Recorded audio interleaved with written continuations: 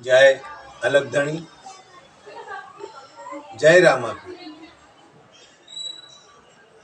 મિત્રો, માતાઓ, બહેનો, ભક્તજનો, વડીલો,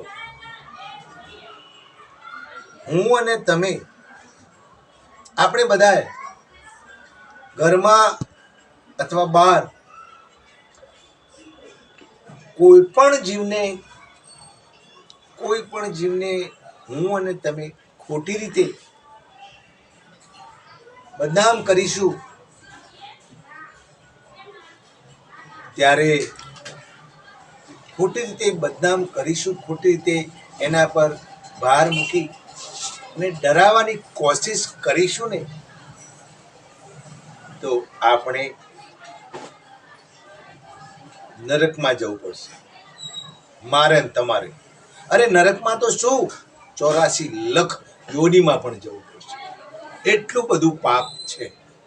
નિર્દોષને નિંદિત કરીશું ને તો અઢળક પાપના ભાગીદાર બનીશું। માટે કોઈને ખોટી રીતે નિંદિત કરવાનો અધિકાર આપણો નથી। નજરે દેખી વાત, જાણેલી વાત, ખુદ પોતાના રીતે નિર્ણય કરેલી વાત તમે જાહેર કરો